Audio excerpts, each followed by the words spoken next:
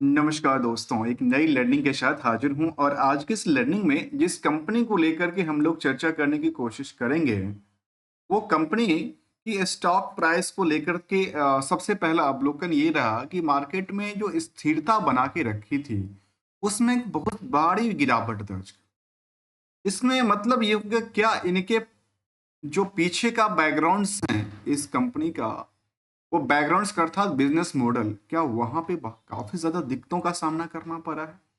क्या सेल्स का परसेंटेज से लेकर के जो प्रॉफिटिलिटीज की नंबर है, उसमें भारी गिरावट देखने को मिला है? चलिए पार्ट बाय पार्ट जानने की कोशिश करते हैं। कंपनी का नाम है सूरत वाला, और सूरत वाला जो है कंपनी, वो एक कह सकते हैं कि near about the financial service देने वाली कंपनी है। और ये जो कंपनी है वो बिजनेस ग्रुप लिमिटेड के नाम से इसका नाम है। इसमें स्पष्टता ये नहीं होती है कि कंपनी एक्चुअल में करती क्या है। यदि कंपनी की कुछ फोकस की तरफ देखा जाए तो ये कंपनी कहती है engage in the development in the maintenance of the commercial and real residential real estate project को लेकर, अर्थात ये समझ में अब आई जो कंपनी जो है वो रियल एस्टेट डेवलपमेंट्स और रियल एस्टेट की कंपनी रही है। और यहाँ पे एक चीज को देखिए, फोकस करने वाली बात, आज भले ही स्टॉक में एक लंबी कट देखने को मिला, एडजस्टमेंट की बात करो, और यदि इन कंपनी में आप जो दिग्गज कंपनियां, ऐसी सेक्टर की कंपनियां हैं जो कि रियल एस्टेट डेवलपमेंट का कामकाज करती, चाहे वो रेजिडेंशियल प्रोजेक्ट हो चाहे वो कमर्शियल प्रोजेक्ट हो, उसके मुताबिक आज भी इनकी स्टॉक प्राइस में काफी तगड़ी रेस लगी हुई है। भीड़ इतना ज्यादा है जो आप अवलोकन नहीं कर सकते, कह सकते हैं कि सीधा सीधा 3 गुना से ज्यादा भीड़ है on the average of the top leaders. जहां कहती है आरओई आरओसी की आंकड़ा 80 से लेकर 54% रिटर्न है, वहीं पे कंपनी का मार्केट कैप केवल 1100 करोड़ की बात कहती है। हायर से लोअर की यदि प्राइस को देखेंगे तो मार्केट लगातार गिरती जा रही है, लगातार 20-20% की कट ले रही है और अभी भी लोअर बॉटम की तरफ इशारा देती है। ओवरऑल कंपनी का इस बिजनेस मॉडल से नेट इनकम मार्जिन करीब 28% की जनरेट करती, अर्थात सेविंग करती। यदि प्रमोटर का कंट्रोल देखा जाए तो 73% है।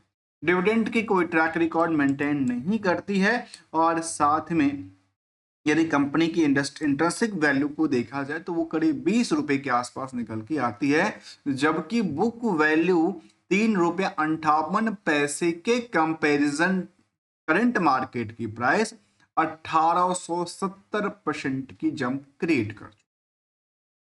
आइए पार्ट बाय पार्ट थोड़ा सा और डिटेल की तरफ चलते हैं, जो आखिर इसमें क्या दिक्कतों का सामना करना पड़ा जिसकी वजह से जो मार्केट की स्टॉक प्राइस थी, मार्केट की ट्रेंड थी, स्टॉक की ट्रेंड थी, उसमें एक भारी कट देखने को मिला है।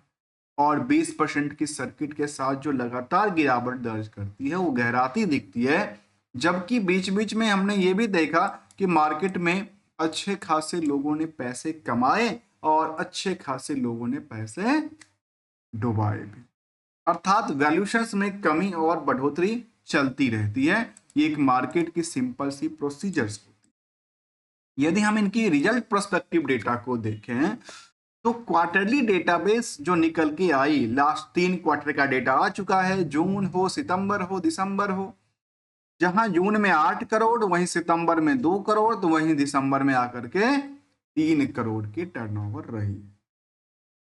जबकि पिछले पीरियड के मुकाबले आप नंबर को देखेंगे तो मार्च मार्च 24 के अंदर 21 करोड़, तो वहीं दिसंबर 23 के अंदर 16 करोड़, तो वहीं सितंबर 23 के अंदर करीब 18 करोड़ तक टर्नओवर हुआ था। परसेंटेज बाय देखेंगे तो बहुत बड़ी गैप आई है। परसेंटेज संभालने के लिए यदि देखा जाए तो सीधा सीधा यहाँ की परसेंटेज को आप यहाँ की परसेंटेज से कंपेयर करेंगे तो वायो वाई के मुताबिक जहां 3 करोड़ 18 लाख बनती है, केवल केवल हम राउंड ऑफ फिगर की बात करते हैं, वहीं पे टोटल टर्नओवर जो था पहले वो 16 करोड़ के आसपास आंकड़ा था। तो 16 करोड़ के मुताबिक यदि हम करंट मार्केट को देखें तो 81% से ज्यादा गिरावट दर्ज कर, कितने, 81% से ज्यादा।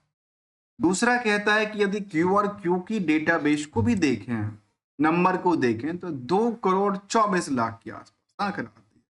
राउंड ऑफ फिगर की बात करता हूं, 2 करोड़ मानता हूं, और 2 करोड़ के हिसाब से देखा जाए तो करीब 50% की क्या कहती है बढ़ोतरी दर्ज कर। नियरली मैं बात कर रहा हूं सीधा से, एक तरफ गिरावट तो दूसरी तरफ मार्केट में डिमांडेबल की तरफ इशारा। नेक्स्ट पहलू कहता है कि इनकी प्रॉफिटेबिलिटीज के नंबर में वही उसी तरह के डायरेक्शंस देखने को मिला, जहां पे कुछ चीजों में अच्छी खासी जो गिरावट रही है। जहां 6 करोड़ से ज्यादा प्रॉफिट हुआ करता था, वहां पे प्रॉफिट बिल्कुल डैमेज हो जाती है, तो मार्केट को गिरना स्वाभाविक सी बात है। रिजल्ट कब आया था? इसका रिजल्ट की यदि हम बात किया जाए, उनका रिजल्ट 4 फरवरी को आया था, लेकिन 4 फरवरी के बाद मार्केट गिरना कब चालू करती है? मार्केट की गिरावट जो है लगातार गहराती जा रही है। ये 4-5 फरवरी तक मार्केट स्थिरता बना के रखी थी, लेकिन मार्केट उसके बाद धड़ाम से गिरता दिखता है। क्या कंपनी की लेटेस्ट अपडेट की तरफ देखा जाए तो कुछ कहती है, कहते नहीं। पियर्स के मुताबिक यदि कंपेयर करेंगे, जहां पे दिग्गज कंपनी के अंदर, चाहे वो डीएलएफ हो, चाहे वो माइक्रोटेक हो, चाहे गोदरेज प्रॉपर्टी, इन सभी कंपनियों के आगे इनमें जो निवेशकों को लेकर के क्राउड खड़ी है खरीदने को लेकर के, अर्निंग पर शेयर के लिहाज से वो 114 टाइम्स के मुताबिक, जबकि बुक वैल्यू के मुताबिक डीएलएफ और मैक्रोटेक जैसे कंपनी में 400% से 600% रेस थी, तो वहीं पे इनकी स्टॉक के पीछे 1800% से ज्यादा की रेस थी। नेट इनकम सोर्स भले ही क्या दर्ज करती है, भले ही ये दर्ज करती है कि यहाँ 28% की सेविंग होती है, तो वहां सोचिए डीएलएफ जैसे कंपनी 52%, तो मैक्रोटेक जैसे कंपनी 18% की सेविंग, जबकि गोदरेज ओवरऑल रियल्टी जैसे कंपनी 44%, तो कुछ कंपनी ऐसी भी है जिसका नाम कह सकते हैं कि फोनिक्स भी करीब 32% के आसपास। उसके नंबर के आगे इनका नंबर बिल्कुल क्या है, 0 है। पर करंट मार्केट के प्राइस बुक वैल्यू से क्या है, काफी ज्यादा रेस में शामिल करती है। और जो अर्निंग पर शेयर के हिसाब से करंट मार्केट रेंज को आप अवलोकन करेंगे तो वो काफी ज्यादा महंगी दिखती है। भले ही स्टॉक छोटा हो या बड़ा हो, स्टॉक की कीमत छोटा हो या बड़ा हो, लेकिन वैल्यूशन के हिसाब से आज भी ये स्टॉक महंगा देखने को मिलता है। आखिर इसमें निवेशक कितना है? तो निवेशकों की तादाद को लेकर कहती इस कंपनी में करीब 10,000 निवेशक हैं, और ज्यादातर जो होल्डिंग है प्रमोटर और आम पब्लिक के आपस में तालमेल पे चलती देखी गई। रिस्क और रिवार्ड की पॉइंट को नोट किया जाए तो रिस्क जो एक्सेप्ट करती है उसके पॉइंट ऑफ व्यू से जो अवार्ड मिलना है, रिवार्ड की बात किया जाए, वो काफी कम का आंकड़ा शामिल करती है। खास करके इनकी रिजल्ट प्रोस्पेक्टिव डेटा में बहुत बड़ी कट देखने को मिला, और ऐसा लग रहा है कि पूरे के पूरे मार्केट में इस साल में लास्ट 6 महीने की डेटाबेस में आप फाइनेंशियल सिचुएशन को देखें तो हर जगह पे गिरावट की सिचुएशन से ज्यादा भारी पड़ती देखी गई। इसलिए मार्केट को थोड़ा सा ओवरवेट जो बनी हुई थी उनको अंडर वेट की तरफ लाना आसान है, और यहाँ पे मार्केट अपॉर्चुनिटी क्रिएट करती पाई जा सकती।